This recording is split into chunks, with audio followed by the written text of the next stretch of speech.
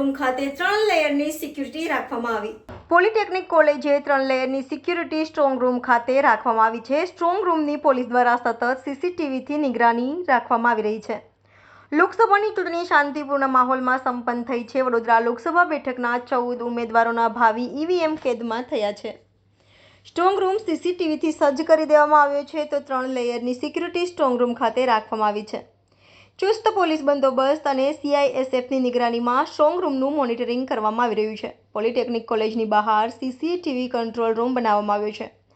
આગામી 4 જૂને મતગણતરી હાથ ધરાશે। સ્ટ્રોંગ રૂમ ખાતે 4 જૂન સુધી ચુસ્ત બંદોબસ્ત વચ્ચે તમામ સામગ્રી સાચવવામાં આવશે। ગઈકાલે લોકસભા 2024નું મતદાન પત્યા પછી તમામે તમામ 7 વિધાનસભા વિસ્તારના બેલેટ ઈવીએમ અને એનું સાહિત્ય તમામે તમામ મત વિસ્તાર વાઇઝ આજે આપણા કાઉન્ટિંગ હોલ ખાતે રાખવામાં આવેલા સ્ટ્રોંગ રૂમ ખાતે આવી ગયેલા છે।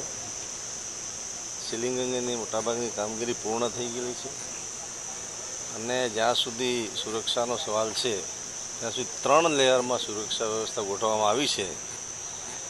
એમાં ઇનર કોર્ડન જે છે કે એટલે કે અંદરનો જે સ્ટ્રોંગ રૂમનો જે ભાગ છે એ સેન્ટ્રલ પેરામિલિટરી ફોર્સ એટલે કે સીએએસએફનું જે પ્લાટૂન છે એ આપણે ગોધરાથી ફાળવવામાં આવેલું છે એની જવાબદારી રહેશે, એ સંભાળશે। મધ્ય ભાગ જે છે નીચે બિલ્ડિંગનો ત્યાં ગુજરાત સ્ટેટ એસઆરપીનું જે પ્લાટૂન છે એને ડેપ્યુટ કરવામાં આવ્યું છે અને આઉટર કોર્ડન જે છે એ સ્થાનિક પોલીસ દ્વારા સુરક્ષા પૂરી પાડવામાં આવી છે।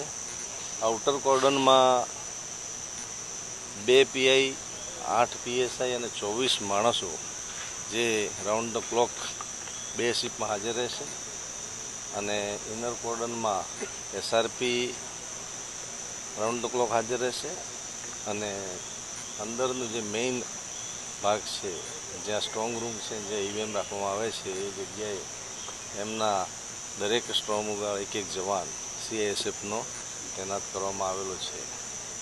કેમ્પસમાં કયા પ્રકારની એન્ટ્રી કરવામાં આવી? આજે થોડીક ત્રુટિની અને આ સીલિંગની કામગીરી, ઓબ્ઝર્વરની વિઝિટ, સિનિયર અધિકારીઓની વિઝિટ, પોલીસ અધિકારીઓની અવરજવર, અન્ય ડિપાર્ટમેન્ટ આરઓની વિઝિટ એના લીધે આજે આપણે સાંજ સુધીમાં એમની કામગીરી સંપૂર્ણપણે પૂરી થઈ જશે।